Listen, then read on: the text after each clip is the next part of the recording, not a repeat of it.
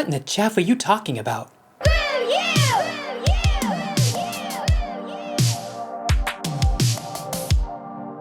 In the world of home coffee brewing, there are tons of preparatory considerations applied to affect nuances in the cup, from using grind sieves and special water formulas to RDT and shaping the brew beds to optimize percolation. And as you know, the list goes on. But in 2018, this happened. And giving the trophy to number one. That was Jia Ning of China winning the 2019 World Brewers Cup competition. She used a very special coffee roasted in a mind-bending 4 minutes. And if you're familiar with coffee competitions at all, competitors use a myriad of techniques and tools to focus on ultra-maximizing the flavor of their coffee. At first, crush the coffee beans into very large particles. Also, I have discovered after the first grind, if we remove the silver skin covered pieces and close to the second grind, the cup is more clean and with clear flavors. And with any major historical event follows a barrage of conversations about these techniques. Today, we're focusing on the removal of coffee chaff from ground coffee. So what the heck is chaff?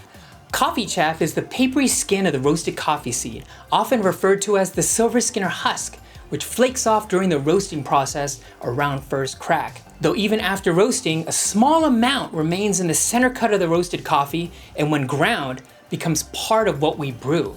Though it can be used as fertilizer, it's mostly just a nuisance to coffee roasters and pros. It's messy, wasteful, and has a potential to set fires to roasting equipment, which is why some roasters attribute foul flavors in their coffee to burnt chaff left in the roasting drum. But does any of this foulness ever show up in the cup? More importantly, can we, the mere mortal homebrewers, spot the chaffy difference between a cup brewed with and without coffee chaff? Today, we'll do 3 tests to find out. In order to detect chaffy flavor in coffee, we should start off by teaching our palates what to look for. With this first experiment, I want to remove the chaff produced from 18 grams of ground coffee to sample its bare flavor without the interference of any coffee taste. To do this, we'll remove the chaff from roasted and ground coffee and brew it alone as a tea. Let's start off with 2 coffees from 2 different roasters, 1 light and 1 medium, both beautiful coffees. I'm grinding on the Baratza Forte at its coarsest setting of 10Z. Then I'll place the grounds in a large bowl on top of a clean open surface and shake and blow. Since the chaff is so light, most of it will easily separate from the heavier coffee grounds. Once the sample looks clean, I'll gather the chaff and dump the entire sample through a sifter at 1,000 microns. In the process, I'm removing ultrafine chaff and airborne coffee fines as well. So keep in mind, the focus of this test is to isolate chaff flavor. This sifting step was important to remove as much potential coffee flavor from the chaff so I can sample a clean tea. Next, we'll collect and measure the chaff. From these 18-gram doses, I was able to gather about 0.27 grams from the light roast and 0.21 grams from the medium roast. Typically, chaff begins to flake off as the roast progresses. Naturally, I was thinking that the medium roast would have dramatically more chaff lost and less chaff measured in my sample due to its length and roast time. Though from this procedure, there wasn't a dramatic difference between the amount of chaff I was able to collect. Without getting into the details, I will say that after sifting all these coffees, there was roughly half a gram of fines and chaff left below the 1,000 micron tray. Now let's brew it as a tea to see what it tastes like. Simply get any immersion device with a filter, pour the chaff in, and steep.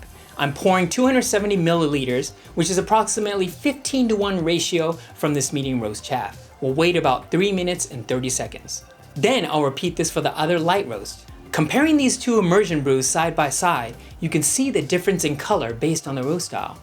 Next, we'll take the TDS or concentration of this tea and taste. As you can see by these 2 samples, they're both extremely weak concentrations and exhibit very subtle flavors. So what do they taste like? The chaff from both of these Ethiopian coffees tasted very similar. The medium roast chaff tasted like bran with a hint of grain cereal sweetness and a bit of blueberry on the finish.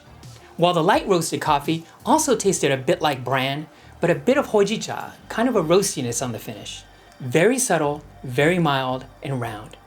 In these 2 teas, there's absolutely no acidity, sharpness, bitterness, or any other flavor note that could potentially be deemed negative or defective. Basically nothing I think that would stand out in a cup of coffee. Next, the brew off. For this second test, I prepared side-by-side brews at two extreme spectrums, one at 15:1 ratio used by Jia Ning to yield a strong extraction, and a 19:1 ratio which will yield a weaker brew with more clarity to identify any nuance or presence of chaff in the cup. The objective here is to see if there are any noticeable differences in flavor between a coffee brewed with chaff removed and another one brewed without any modifications at all. Coffee A will be ground in the coarsest setting of 10Z on the Baratza Forte and re-ground to a filter setting of 7M. This double grind procedure is similar to the one used in competitions. Coffee B will also be ground on the coarsest setting of 10Z, but dechaffed then re-ground at 7M. As a note, grinding coffee twice will affect the particle distribution of any grind, so although I'm not dechaffing coffee A, I'm still grinding it twice to keep both samples consistent. Both coffees will be brewed using Mellow Drip Recipe C with a Kubomi prep and 60 milliliter pulses with the kettle set to 200 degrees Fahrenheit. So all coffees were brewed to a very close extraction, and for both light and medium roasts, there was no noticeable chaff flavor present in any of the cups. Remember, we're getting roughly 1/4 gram of chaff from 18 grams of ground coffee, which is not very much. When prepared at a 15:1 T measures at a concentration of only 0.03 TDS. So for the non-coffee nerds out there, this is a strength of approximately 0.1 grams of sugar diluted into 8 ounces of distilled water, which is really subtle. So regardless of how I brewed this coffee, I feel that it's highly unlikely that I'd be able to taste any chaff inside these particular roasts. Next, the choke test. Some people point to chaff as a reason why their pour-overs choke. Since we have all this chaff in our hands, we'll test to see if any excess of chaff added into our ground coffee can obstruct flow or total brew time. So in this experiment, I'm going to add an additional 0.5 grams of chaff, which is already twice as much chaff that's in our 18 grams of coffee, and see how it brews. So here I'm following the same 19:1, 18 grams of coffee to 345 milliliters of water with a Mellow Drip Recipe C, Kubomi prep, and 60 milliliter pulses. The medium roast clocked in at about 3.5 minutes with added chaff, and the brew without the added chaff clocked in at about 2 minutes and 48 seconds. With the light roast, the time was about 3 minutes and 8 seconds with added chaff, and about 3 minutes and 16 seconds without removing the chaff. So although there was some variance between these brew times, there was no choking or excessive effect on brew time or drawdown time, even when adding additional chaff to these brews. So after all these tests, let's sum it up. Is chaff bad? So I tried my best to isolate the flavor of chaff produced from my usual dose of coffee. But as a tea, the chaff flavor from these roasters weren't anywhere close to off-putting at all. Not to mention, these were extremely subtle and mild flavors that I cannot imagine punching through brewed coffee. Your chaff is not my chaff. The volume of chaff produced from a single dose, as well as the intensity and flavor, can vary from roast to roast.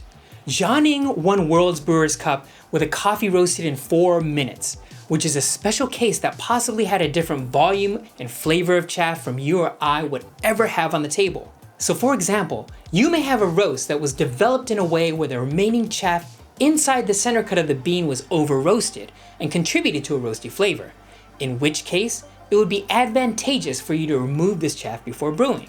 The verdict: as homebrewers, we have the luxury of time, trial, and error. If something goes wrong, we can modify and reapply. But is chaff removal really worth the time and effort? Well, if you're asking that question, it probably isn't. Though, if you're the type of enthusiast that needs to know the flavor potential of a specific roast, inside and out, and you're frequently switching up ratios on a variety of different brew methods, water formulas, and pouring techniques, it might not hurt to add chaff removal to your laundry list.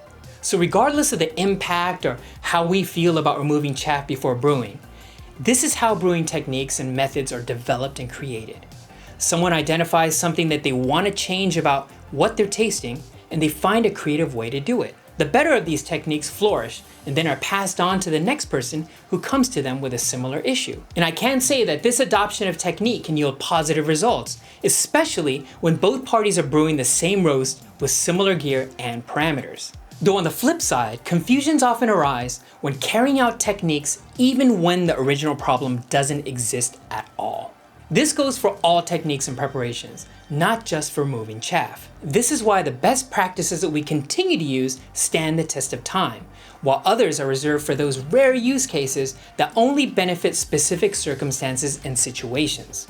And in conclusion, I'm not implying that chaff does or will not contribute flavors to your brew in any way.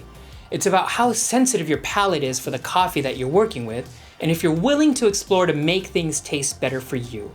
Okay, so I hope that cleared up some questions you might have had about chaff in your brews, and if managing chaff should be part of your brew prep or not. So question of the day, have you tried removing chaff from your brews? What were your results? Let us know in the comments below. And if you really want chaff to disappear from this world, like and subscribe, and I'll be sure to make that happen. Cheers.